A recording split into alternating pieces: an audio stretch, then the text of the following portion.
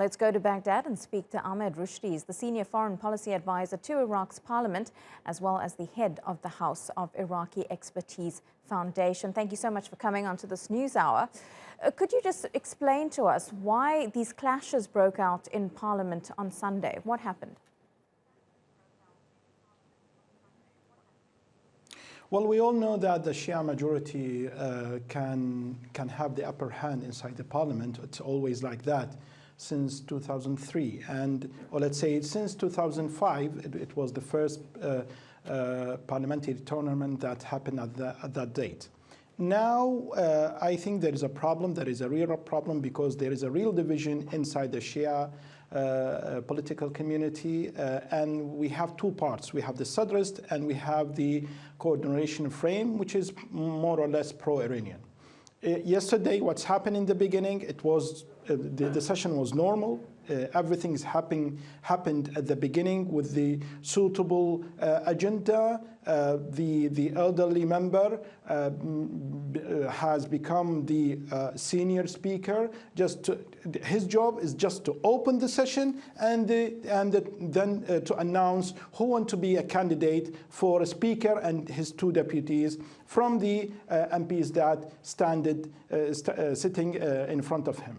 What's happened is that the coordination frame, the pro-Iranian, more or less pro-Iranian blocs actually said we have the major bloc and we can make the government. It's not the Sadrist. So at that time, what the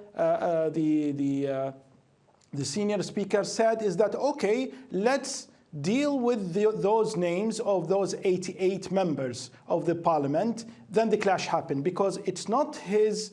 It is not his in power. It's not his power to say something like that because it's supposed to be the elected speaker do something like that. Then the clash happened, and we all saw what's happening. It looks like the chaotic situation that happened in the beginning of the session, it was orchestrated by the coordination frame. And eventually, they are doubting with the origin of the beginning of the session. That means they are doubting of the whole session that happened yesterday and the results, the speaker and his two deputies. Well, it does all seem quite chaotic and complicated. And of course, politics in Iraq has been divided for such a long time. And it's taken so many months to just bring about any sort of functioning government after those elections that we had last year.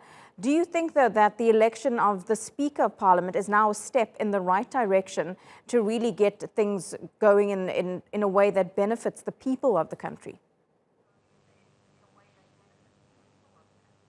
Constitutionally speaking, there are periods.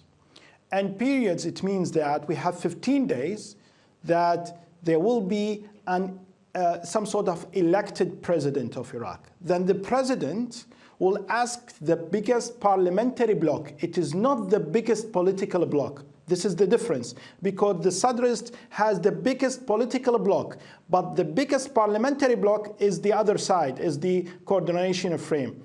At that time, the president will ask the biggest parliamentary bloc to form a government in 1 month.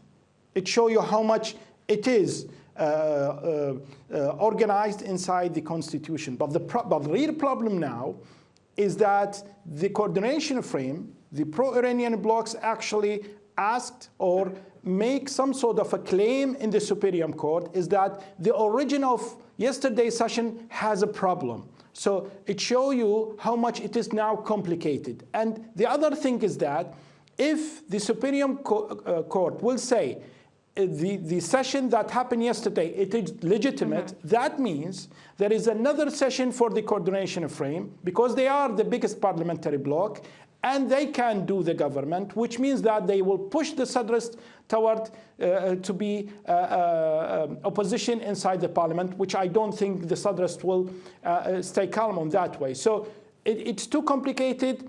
It's day by day updating data, so we need to see the full scene after a while.